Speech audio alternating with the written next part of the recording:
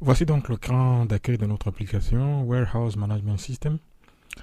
Comme vous le voyez, souvent dans ce genre d'activité dans les entrepôts, les opérations de préparation des commandes dans la logistique se font de plusieurs manières.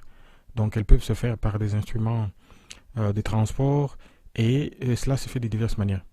Mais pour ce qui nous concerne ici, puisque j'ai choisi de le faire dans un cadre restreint par rapport à notre application, nous allons essentiellement nous concentrer sur les activités du picking. Donc le picking, ce sont des opérations qui se font à l'aide d'un scanner et qui se font par rapport à l'acquisition des données qui sont sous forme de barcode.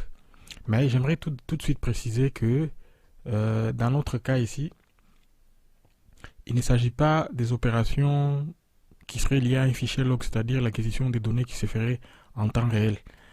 Parce que ici, l'idée c'est que il s'agit d'une espèce de gestion des prestations des employés. Donc, c'est-à-dire les données sont enregistrées a posteriori à la fin d'une journée de travail. Un mot par rapport à l'activité elle-même. Donc, le picking peut se faire manuellement, hein, comme dans ce cas-ci, on le voit, l'opérateur est en train de préparer la commande en plaçant les articles dans leur emballage. Et généralement, dans ce genre de situation, c'est après avoir fini de préparer sa commande qu'il peut confirmer cette opération dans le système. Et à côté, nous voyons ici un employé qui fait une acquisition en temps réel de données, c'est-à-dire il les fait à l'aide d'un scanner, donc il scanne les barcodes euh, par rapport aux articles qui se trouvent sur cette palette. Donc ce genre d'activité, lorsqu'il les scanne comme ça en temps réel, ces mouvements est enregistré et dans les systèmes et le système prend cela en compte. Et il est possible aussi de faire les picking avec les headsets, donc ce qu'on appelle les voice picking. On les voit ici, il y a un opérateur donc, qui porte les casques et à la main, il a ce qu'on appelle le finger scanner. Donc, il peut faire les picking manuels, les picking avec les headsets et cela est pris également en compte par les systèmes. Mais, comme je le précise, ceci est présenté uniquement à titre illustratif. Donc, c'est pour montrer quel genre d'activité nous allons enregistrer à la fin de la journée et quel genre d'activité les opérateurs mènent dans cet entrepôt. Et à la fin de la journée, nous allons enregistrer les volumes du travail que chacun a effectué. C'est cela un peu l'analyse fonctionnelle de notre application. Comme vous le voyez ici, à côté, il est possible aussi de faire ce qu'on appelle des pick to light et également de faire ce qu'on appelle des visual RF scanning. Donc, il existe diverses manières de faire les scannings dans un entrepôt qui prépare les commandes dans la logistique. Mais pour les cas qui nous concernent ici, je précise bien, nous allons nous focaliser uniquement sur la gestion des prestations, c'est-à-dire les données que nous allons nous-mêmes encoder.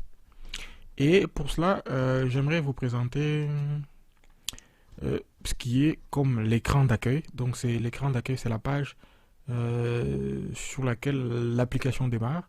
Hein, lorsqu'on la lance, on a cette page. Et ce qu'on voit ici, c'est une grille. Donc, c'est comme un tableau. On appelle ça Grid View. Et dans ce tableau, il ressemble à peu près à ce qu'on peut appeler une fiche signalétique des employés.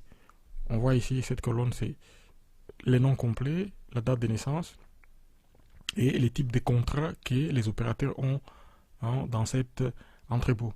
Et comme il s'agit d'une fiche de signalétique, on peut ajouter certaines informations supplémentaires concernant à ces opérateurs. On peut ajouter leur email adresse, numéro de téléphone. Et pour les cas des email adresses et numéro de téléphone, j'ai prévu des types de profils. Donc, un opérateur peut avoir plusieurs adresses email, c'est-à-dire une adresse email privée et l'adresse email euh, du travail. La même chose pour le numéro de téléphone. Il peut avoir un numéro de téléphone privé et un numéro de téléphone euh, professionnel.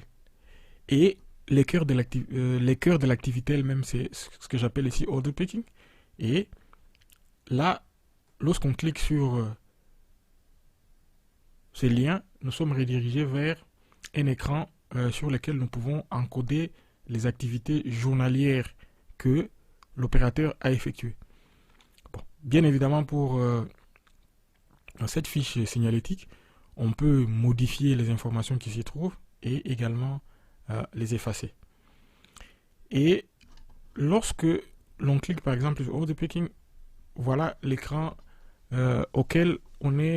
sur lequel on est redirigé, c'est-à-dire il y a cet écran où on peut encoder les prénoms de l'opérateur, son nom, la date de naissance, hein, et puis les types de contrats qu'il a dans cet entrepôt. Voilà un peu la logique qu'il y a par rapport à les modes de fonctionnement, les flows de l'application. Donc au départ, on crée un opérateur, on encode certaines informations, les informations personnelles qui lui concernent, donc une espèce de fiche signalétique. On peut y ajouter des adresses email, des numéros de téléphone, et le cœur de l'activité, c'est les volumes du travail qu'il fait en une journée, et c'est là on les fait dans l'écran order picking. Voilà un peu présenté sommairement ce que c'est, quel est les flows de l'application telle qu'elle fonctionne.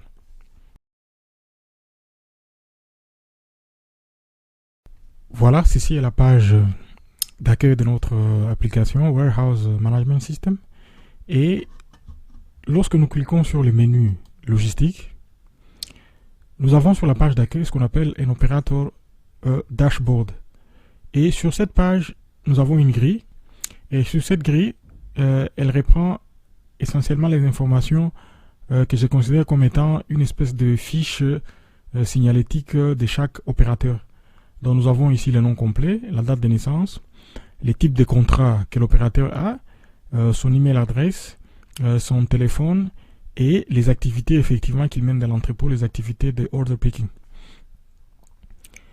Ici, par rapport à l'adresse et au téléphone, je les ai créés ici comme étant des tables secondaires parce que dans cette analyse, il est possible que chaque opérateur ait une adresse privée et une adresse email professionnelle. Donc, suivant les profils qu'il va choisir, donc il peut avoir un numéro de téléphone privé et un numéro de téléphone professionnel. Donc, ceci sont des tables secondaires par rapport à la table principale qui est celle du fiche signalétique de chaque opérateur. Lorsqu'on clique par exemple sur email adresse de cet opérateur,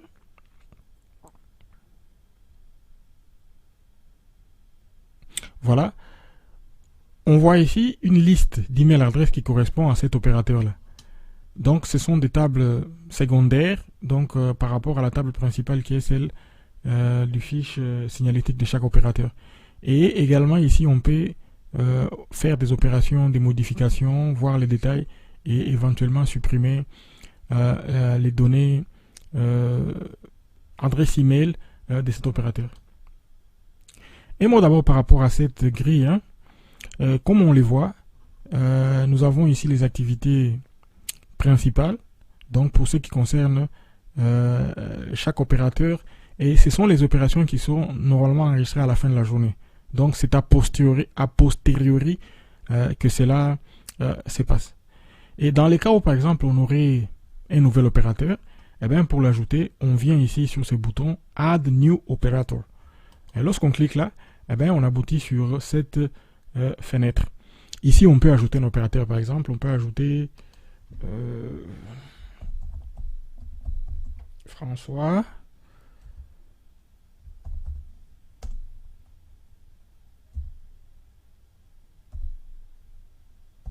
François Dembo. Date de naissance. Ici, pour saisir la date de naissance, j'ai placé ce qu'on appelle un Date Time Picker. Date Time Picker me permet plus facilement de pouvoir piocher un peu plus loin. Donc je peux bien sûr saisir la date de naissance en respectant les formats, c'est-à-dire les jours, les mois et l'année. Mais ceci est un peu plus pratique, donc ça me permet de pouvoir, vous voyez ici, je peux aller jusqu'à 1964 par exemple, et non 6 janvier 1964. Voilà. Et ici, dans cette drop-down list, on peut choisir les types de contrats que l'opérateur aura dans l'entrepôt. Je choisis par exemple Flex et puis créer. Voilà. Et on ne les voit pas ici parce que pour cette grille, j'ai prévu la pagination. Donc, sur chaque page, on peut avoir maximum 10 opérateurs. Et pour cela, il faut qu'on aille sur la deuxième page. Et puis, on les voit. Voilà. François Dembo a été ajouté. Vous voyez, contrat Flex. La date de naissance que j'ai mis, 6 janvier 1964. 64. Et là au-dessus, vous voyez, j'ai placé une zone de recherche. Donc c'est une zone texte pour chercher un opérateur dans la liste. Donc puisque nous avons une espèce de pagination, il est possible que lorsqu'on cherche quelqu'un, on veut saisir les informations par rapport à les activités à la fin de la journée par rapport à un opérateur et qu'il n'est pas sur la première page. Eh ben, on peut facilement les trouver grâce à cette zone de recherche. Il suffit juste... En fait, la recherche s'est faite sur les noms, les prénoms et les noms. Donc, je peux à la fois chercher. Pour le cas de Dembo, vous voyez, je mets Dembo par exemple. Vous voyez, on a là Dembo. Donc, je peux chercher également sur François. Je cherche sur François.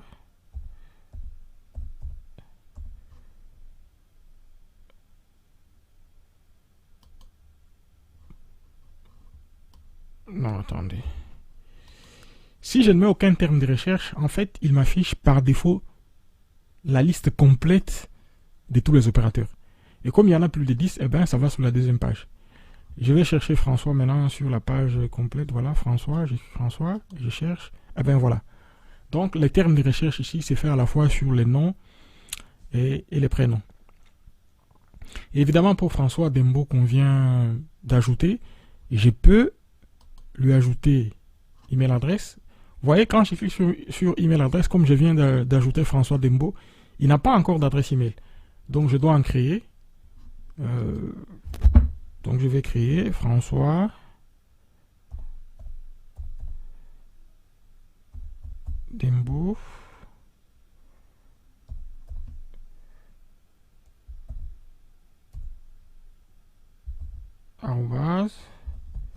mail.com. Et les profils types par rapport à ces mails, soit c'est un profil qui est personnel ou un profil qui est business.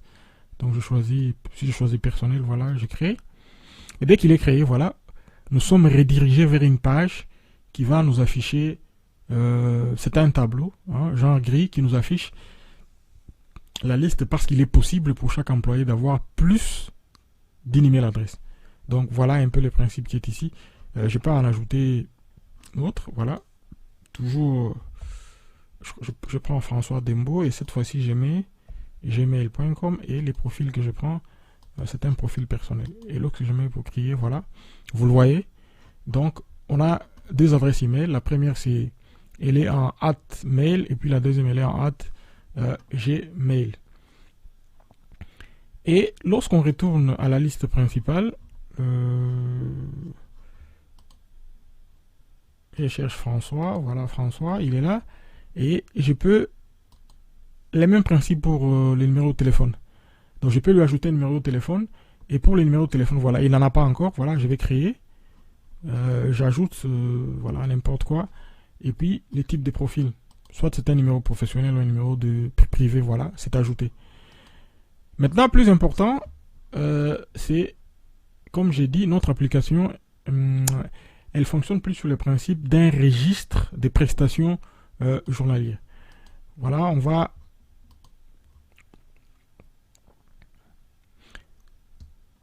saisir les activités. Voilà, jusqu'à présent, il n'en a pas. Voilà, je vais en créer.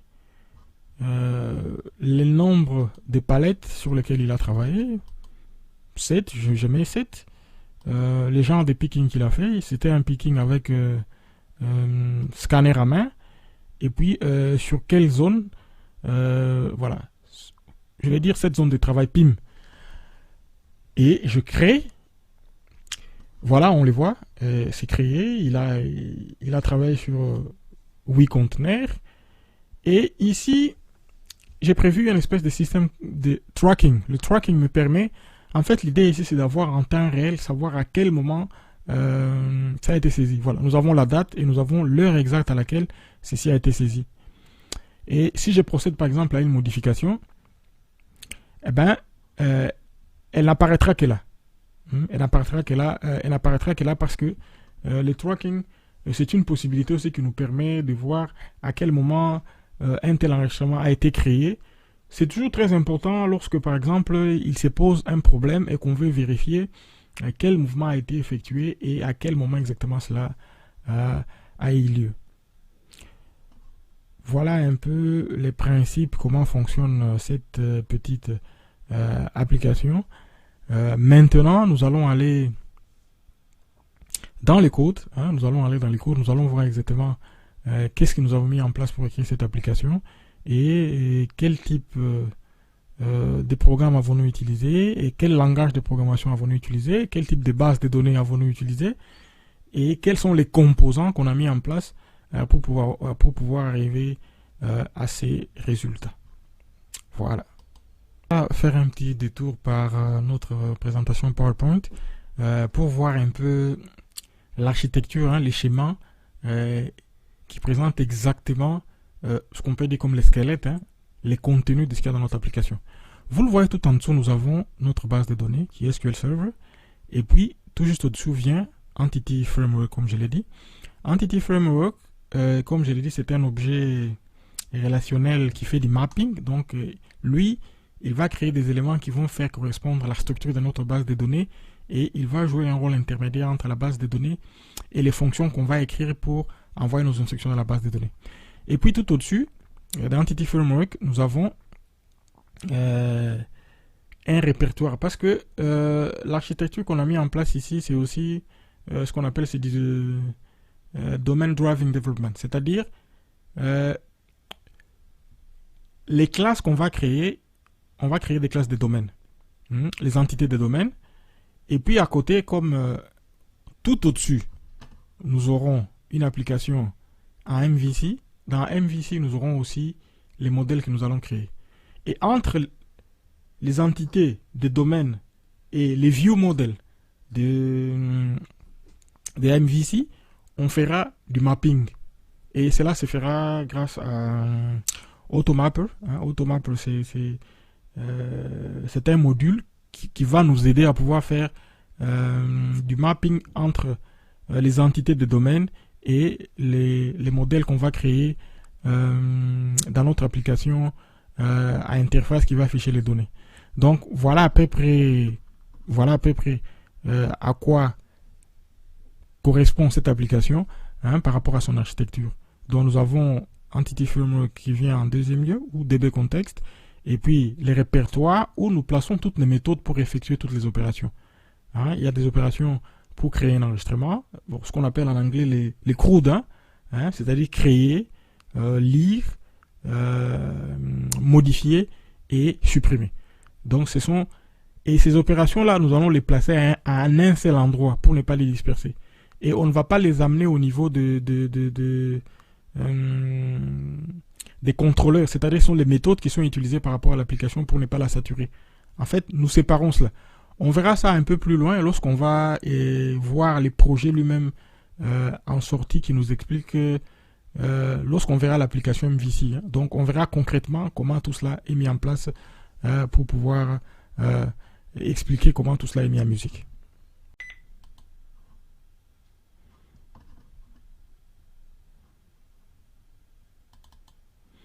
Voilà, très bien. Pour notre application, comme je vous l'ai dit, nous avons, c'est une solution comme Visual Studio le présente. Donc notre application s'intitule Logistique. Voilà, ça c'est juste quelques préfixes que j'ai mis pour pouvoir l'identifier parce que j'ai d'autres applications qui sont écrites sur la machine.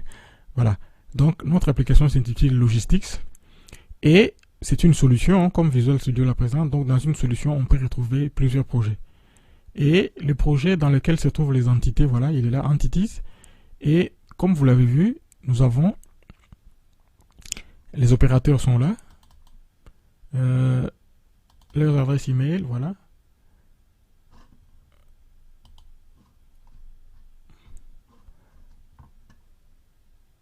Numéro de téléphone.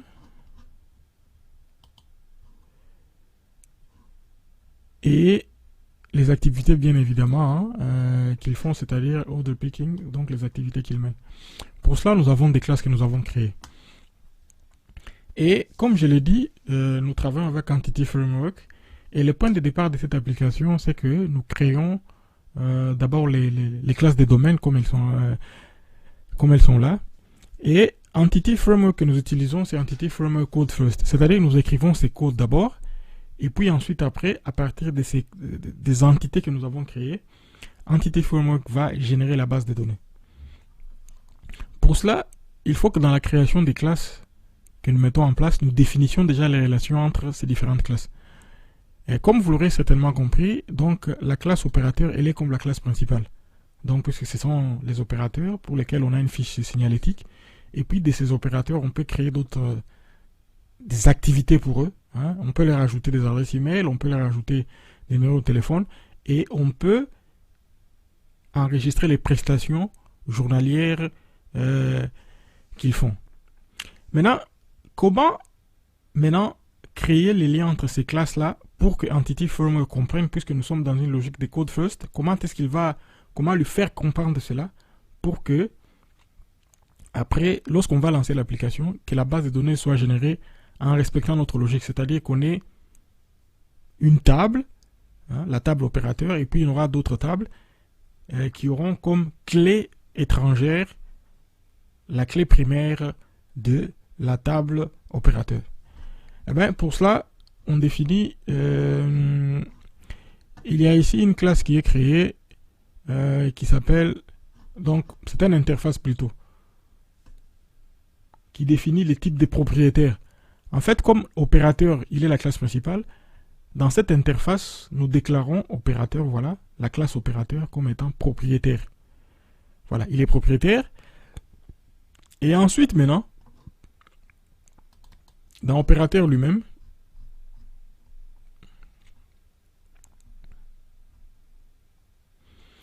nous allons définir les autres classes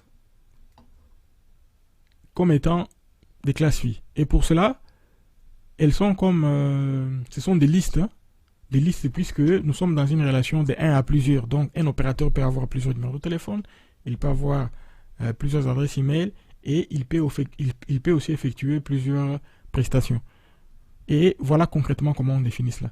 Parce que donc, les adresses email sont plusieurs. Les numéros de téléphone sont également pluriels. Et maintenant, dans ces classes qu'on peut considérer comme des classes enfants, voyons comment cela est défini. Voilà. Dans ces classes qui sont déclarées comme des classes enfants, nous allons déclarer aussi comme paramètre la classe opérateur. Vous voyez, lorsqu'on met ici, on voit bien que c'est une classe. Hein, vous voyez, c'est logistique, entity, opérateur. Donc, c'est une classe que nous appelons propriétaire. Donc, en faisant ceci, Entity Framework va comprendre qu'il s'agit d'une classe. Il comprend la relation qu'il y a entre ces différentes entités. Et lorsqu'il générera la base de données, il en tiendra compte pour pouvoir respecter cette relation-là. Bon, je vous montre ça, c'est là a priori parce que l'application fonctionne déjà comme vous le voyez. Lorsque les tables sont créées, vous voyez, nous avons ici la table opérateur. Voilà, et là, la clé, les champs sont là. Hein, et là, son ID. Et puis pour les autres tables qui sont considérées comme des tables qui sont des tables enfants, on va regarder par exemple pour email adresse. Regardons les colonnes. Vous le voyez, voilà.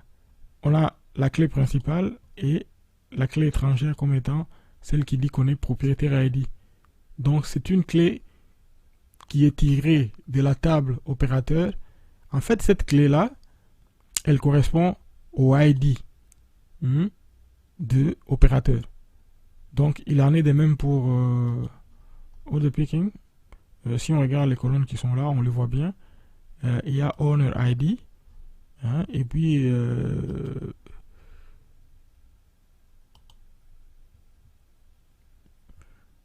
pour le téléphone, on les voit. Donc ça, c'est la clé primaire et la clé secondaire, la clé étrangère, elle est bien définie là. Vous voyez, c'est DB opérateur owner ID qu'on a défini ici.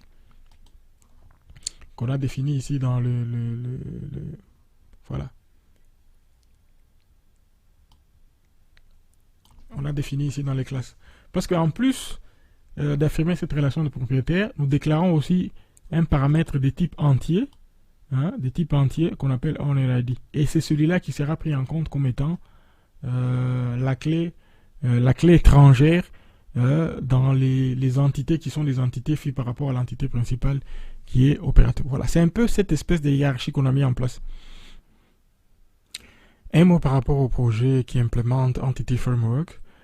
Ce projet tel que nous l'avons conçu, il est comme les points de départ, c'est lui qui permet d'implanter Entity Framework dans notre application. Et nous avons pour cela défini un certain nombre de classes dans ces projets.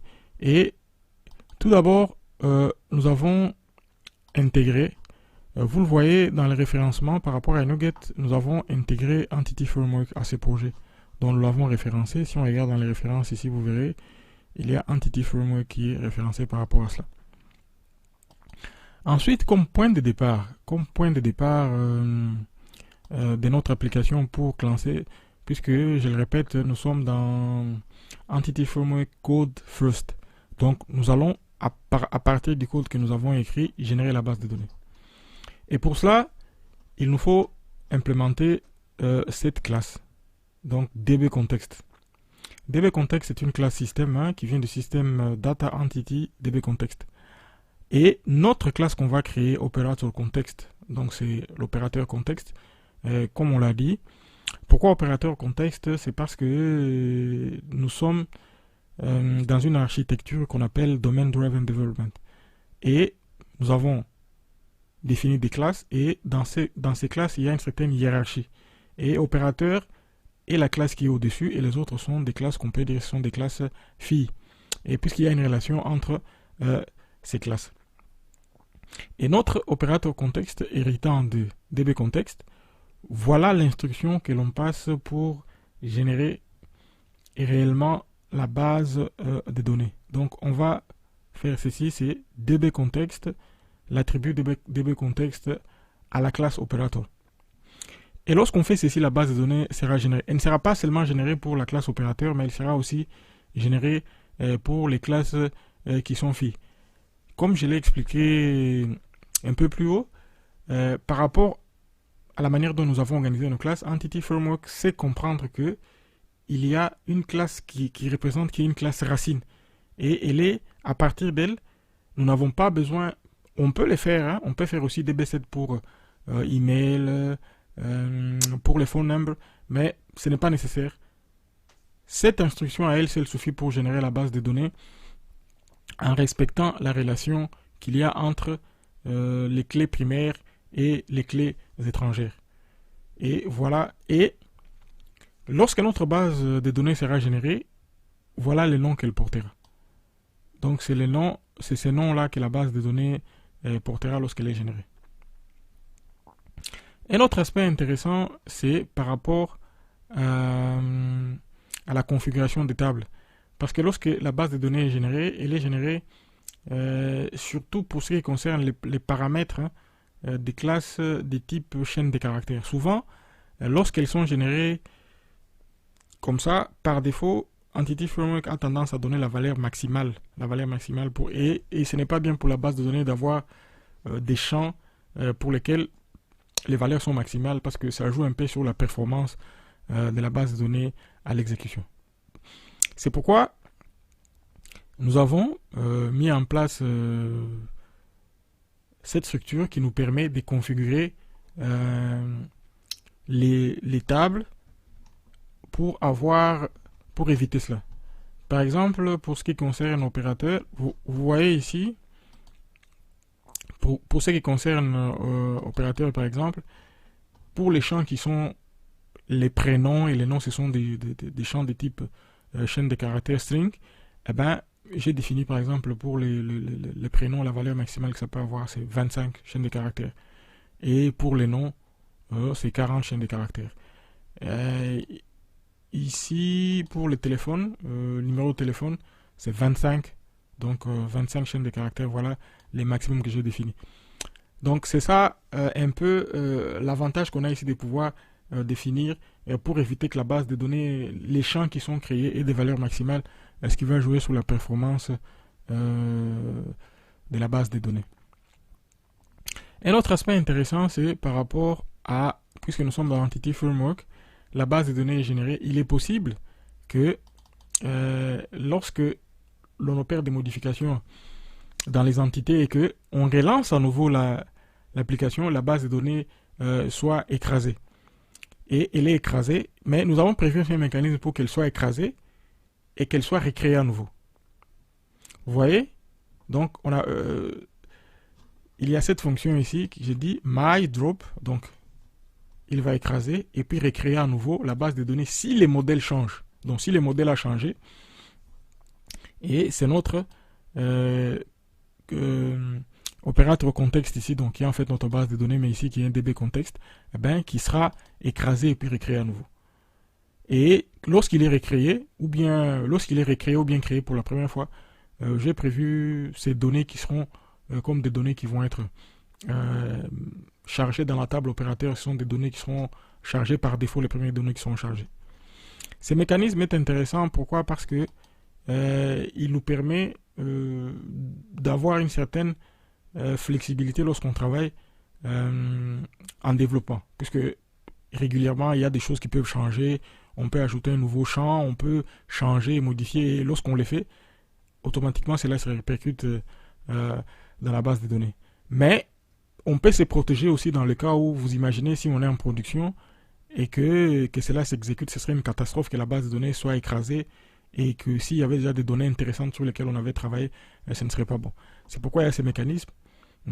Il y a cette procédure qui est un paramètre de type booléen qui nous permet d'activer ou de désactiver cette procédure-là. Donc on peut l'activer lorsqu'on est en mode de développement, puisqu'on peut faire des modifications, mais lorsqu'on travaille lorsqu'on est en production, eh ben, on peut se prémunir de cela parce qu'on ne sait jamais. Il est toujours possible donc qu'une erreur arrive et puis la base de données est écrasée. Et pour cela, par exemple, pour notre application d'interface, MVC, nous avons ici dans WebConfig prévu ces mécanismes pour que, vous voyez contexte, dans ici, ces mécanismes est prévu pour que, voilà. Donc, désactiver initialisation des bases de données, j'ai mis à faux. Donc, comme j'ai mis à faux, c'est-à-dire que lorsque, à chaque fois, je vais faire des modifications par rapport à mes entités, la base de données sera écrasée et puis recréée de nouveau. Si je change la valeur ici, je la mets à true, eh bien, cela ne se fera pas. Donc, voilà. Mais c'est toujours intéressant de se prémunir contre un accident qui peut arriver. Bon, on ne sait jamais. Voilà un peu ce qu'on peut dire sommairement par rapport à Entity Framework, à ces projets des types classe library qui nous sert d'interface réellement avec la base de données, puisque Entity Framework qu'on a installé et retrouve toutes les méthodes dont on a besoin pour travailler, se retrouvent ici.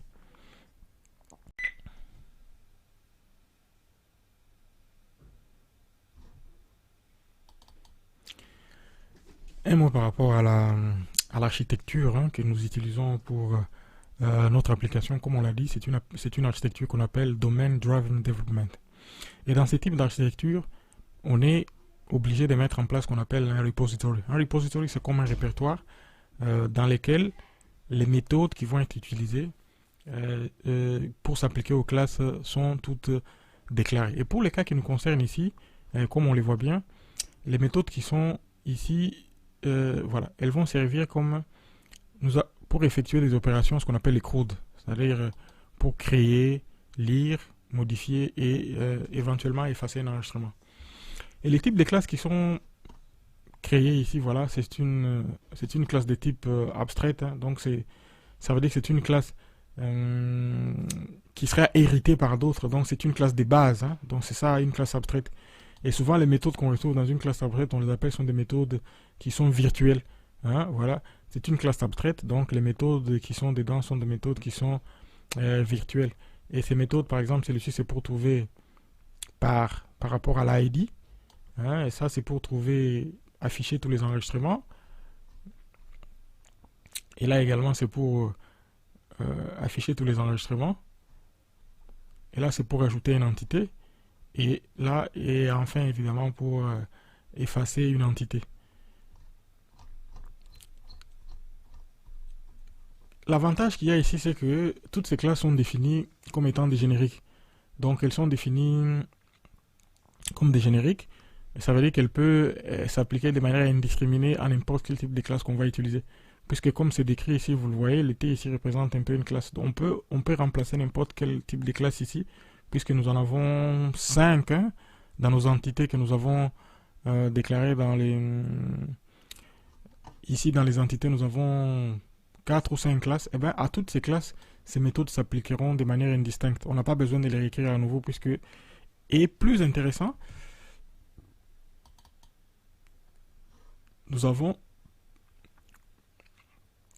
Vous le voyez par exemple, comme j'ai dit que c'est une classe de type repository, c'est une classe qui est de type abstraite.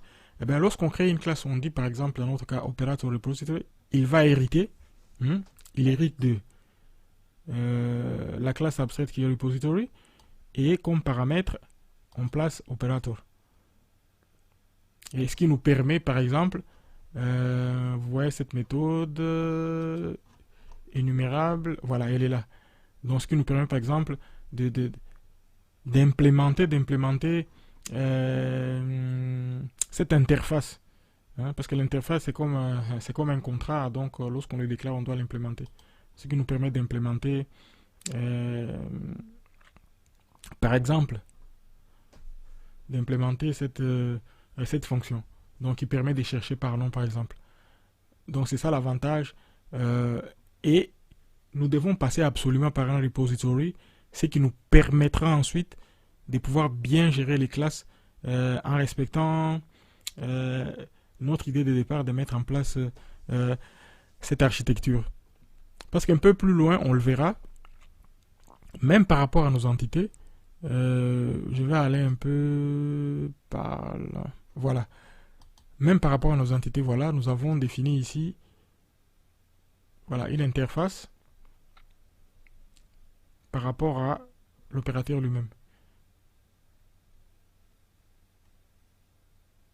Et lorsque lorsque ceci est appelé, on peut l'appeler sur n'importe quel type de classe et cela marchera toujours. C'est ça l'avantage d'avoir...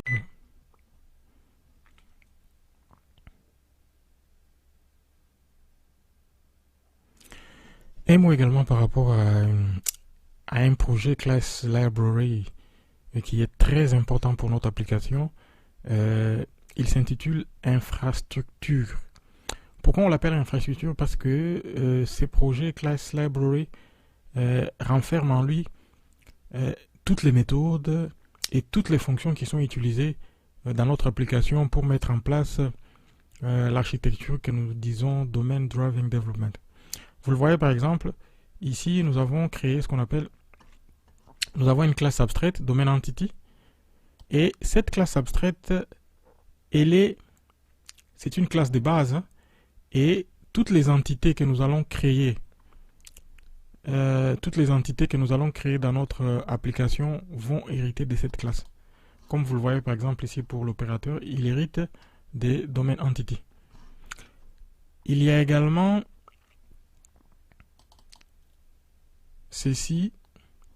cette interface, puisqu'il s'agit de Domain Driven Development, nous devons mettre en place ce qu'on appelle le repository, donc là où nous allons placer toutes les méthodes pour effectuer les opérations de CRUD par rapport aux propriétés qui sont définies dans les classes. Vous voyez par exemple, donc on peut créer un enregistrement, on peut les modifier, on peut les lire et on peut les supprimer. Ce qui est intéressant ici, c'est que tout ceci est fait avec des génériques. Donc on peut appliquer n'importe quel type de classe par rapport... ces méthodes sont capables de s'appliquer à n'importe quel type de classe et cela va fonctionner sans problème. Et ces projets infrastructure, on peut l'ajouter à n'importe quel type de projet et il marchera. Parce que tout ce qui est écrit ici est fait avec des génériques. Donc cela est applicable à n'importe quel type de projet et cela marchera. Bon, pour tout type de projet de ce genre hein, qui veut fonctionner avec cette architecture, on peut puiser énormément dans les méthodes qui sont ici pour mettre en place une logique par rapport à l'architecture que nous allons mettre en place. Vous le voyez par exemple, avec opérateur, comme je l'ai dit, il hérite à la fois, donc il hérite des domaines entity. Toutes les classes que j'ai créées ici, voilà, elles héritent des domaines entity. En fait, domaine entity ici,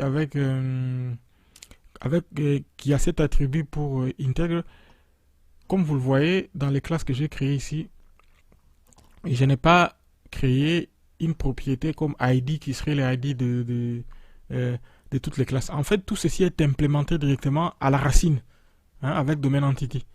Et lorsque notre base de données sera générée, enfin, en fait, cela sera pris en compte. Parce que dans notre architecture, l'architecture permet que nous faisions cela. On va aller dans cette classe abstraite pour voir comment elle est écrite. En fait, vous le voyez.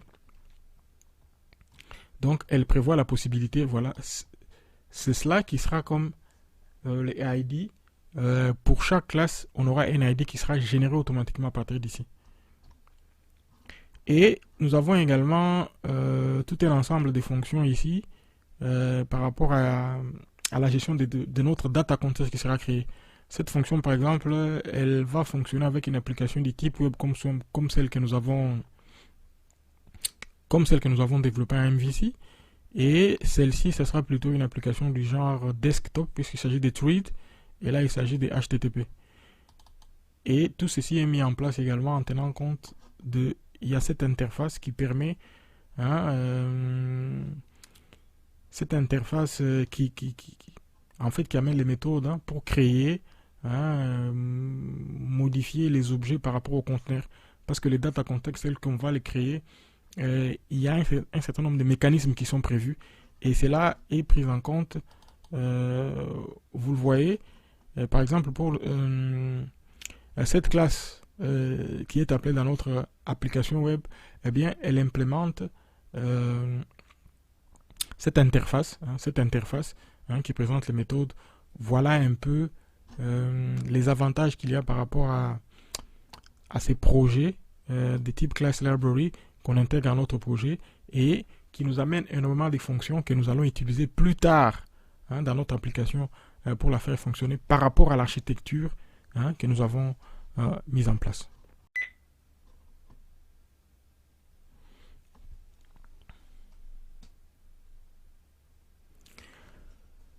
Lorsque notre application est lancée pour la toute première fois, je l'ai dit, la base de données elle est générée, Entity Framework génère la base de données et le nom qu'Entity Framework va donner à notre base de données et c'est ce nom-là que nous avons défini. Eh bien, pour voir exactement, puisque je l'ai dit, nous sommes dans un système où si nos entités sont modifiées et qu'on relance à nouveau l'application, qu'est-ce qui va se passer? Entity Framework va comparer, il va écraser la base de données pour la recréer à nouveau en tenant compte des modifications qui ont été apportées à nos entités. Et pour cela, Entity Framework, dans la base de données qu'il va créer, il crée aussi une table qui parle de la migration, donc qui présente c'est comme une espèce de fichier log.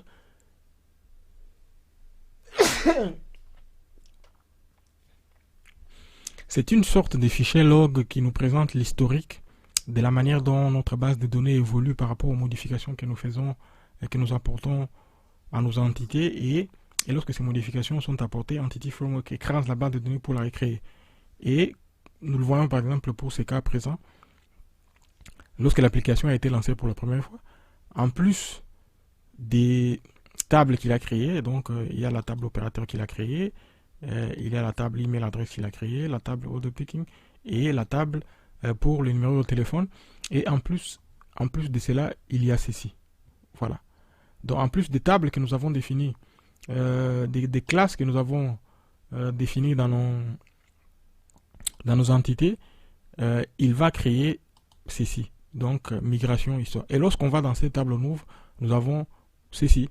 Donc il donne un ID à la migration, le contexte key et le modèle en lui-même. Donc lorsqu'on regarde quel type de champ, on voit que modèle c'est un champ de type binaire. binaires, donc, et ici, ce sont des champs de type chaîne de caractères.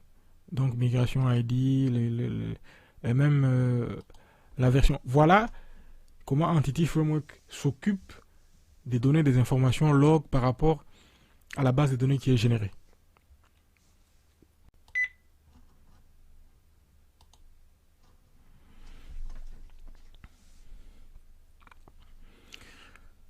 Très bien, voilà. Nous avons parlé des...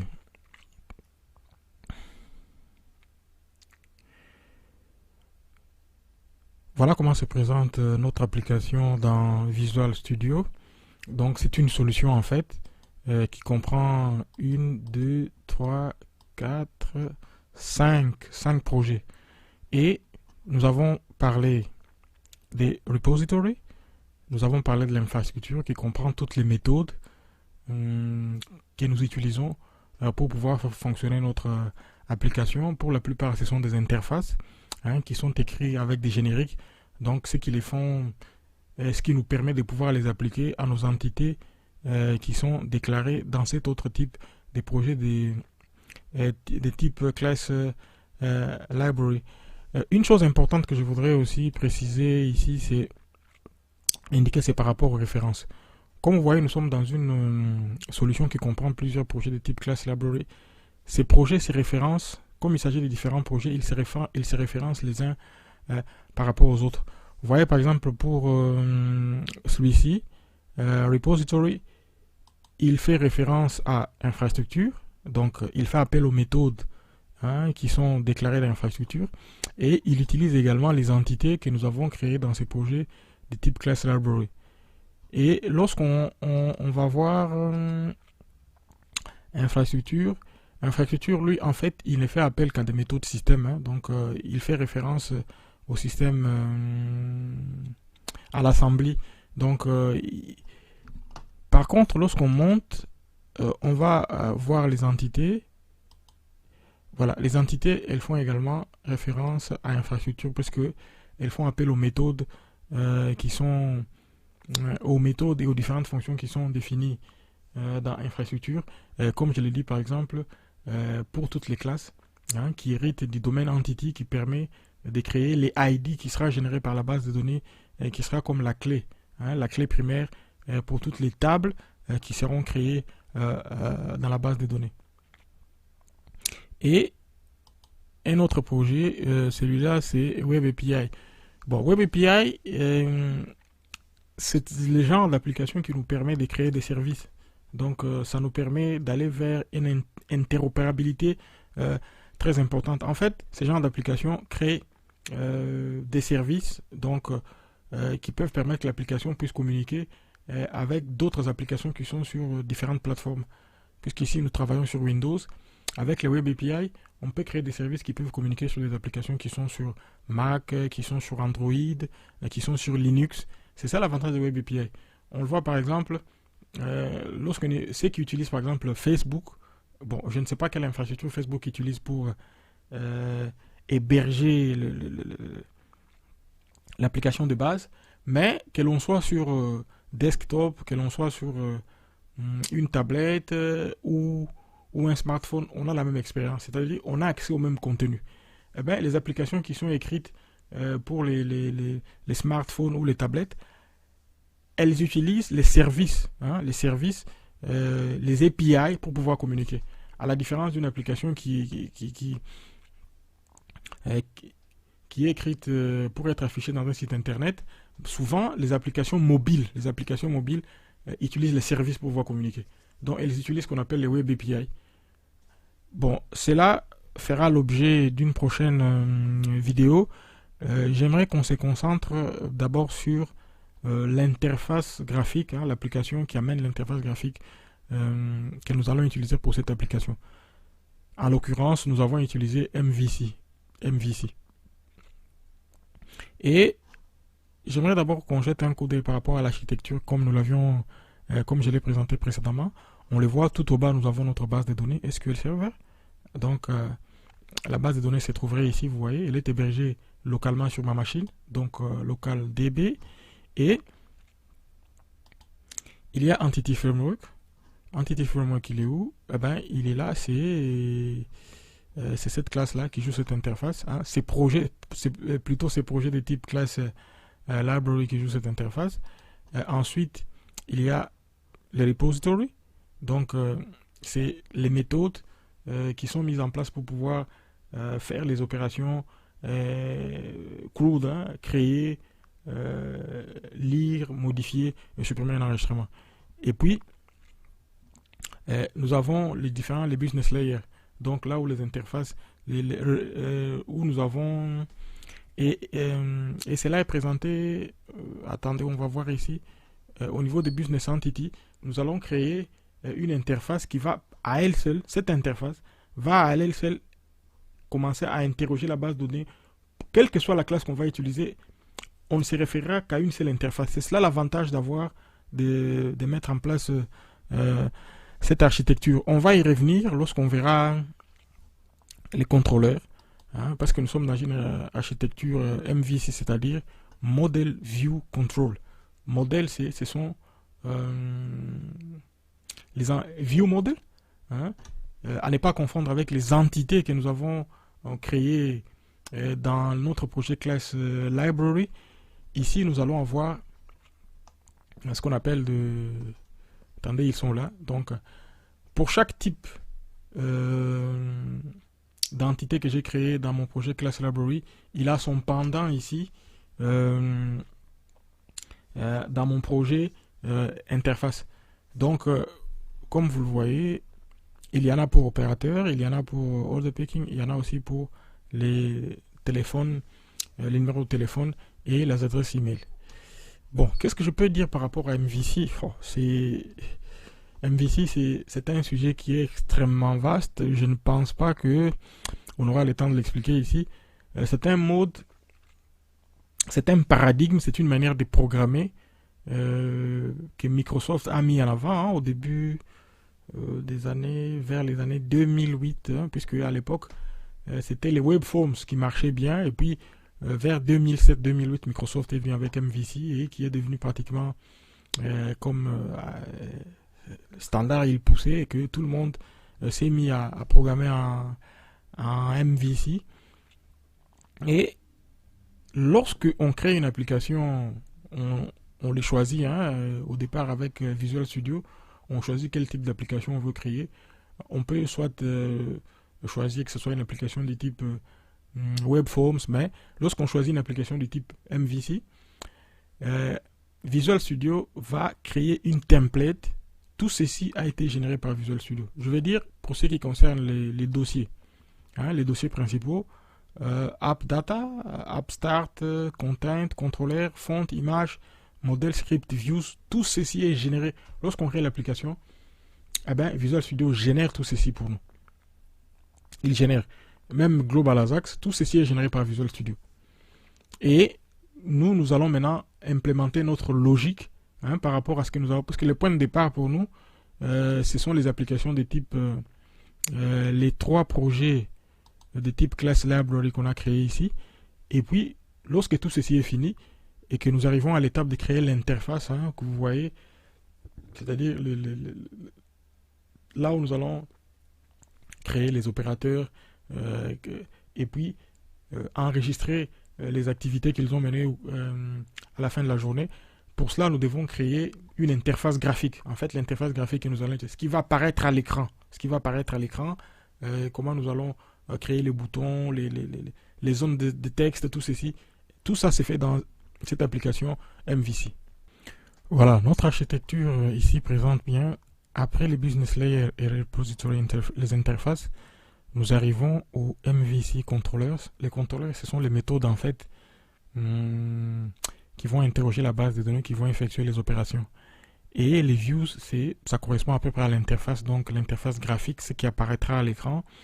Et les données qui vont être affichées dans l'interface graphique, les commandes en fait qui gèrent cela, on les appelle les controllers. Donc tout ceci est implémenté dans l'application, notre application qui est au-dessus, donc notre application du type MVC, puisque là on va retrouver les controllers et les views.